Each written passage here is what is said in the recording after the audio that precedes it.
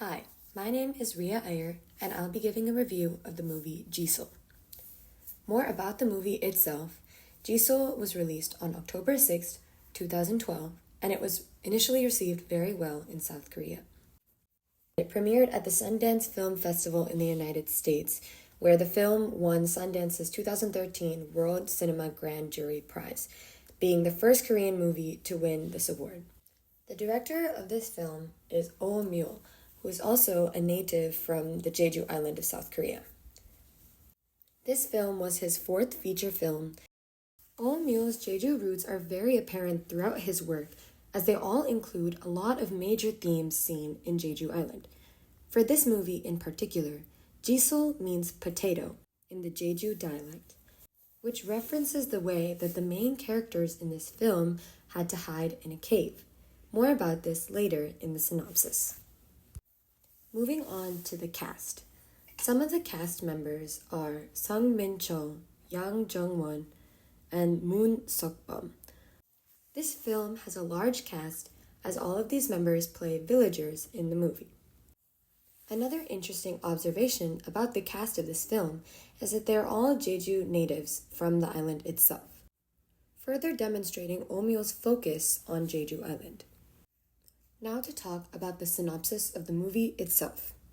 First, the movie gives us some historical context of where we are in time, starting in 1948, where Japan has just surrendered to the United States after World War II, and U.S. troops were placed in Korea to help with the transfer of power and stabilization of the country overall.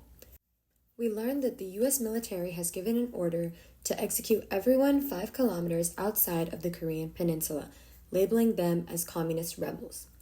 This means that the soldiers would have to kill innocent civilians living on Jeju Island, and that's what this movie is about.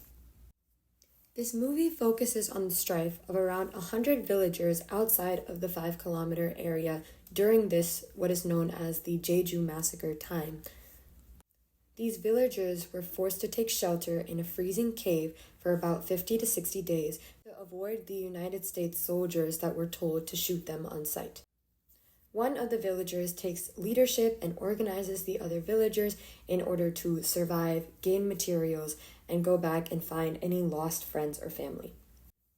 The villagers were not the only characters in this movie, and this movie also showed the side of the soldiers.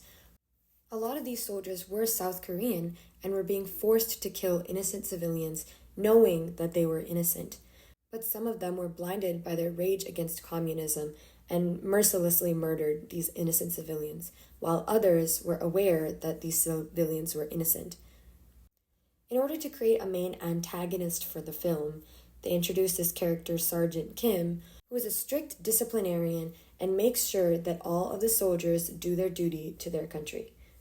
This movie makes you empathize with the villagers, learning about their strifes and getting along with their humor throughout this period of 50 to 60 days.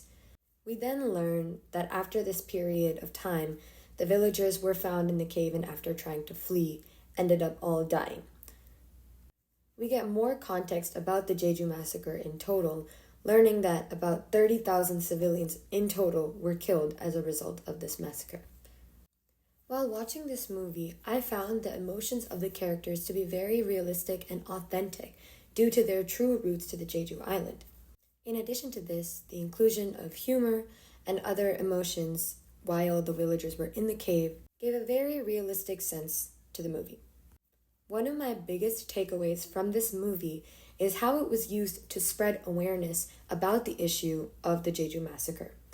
I found it personally very empowering that Oh Mule decided to screen this film at the Sundance Film Festival, which is widely known to be one of the United States' largest film festivals, with a very large platform of an audience.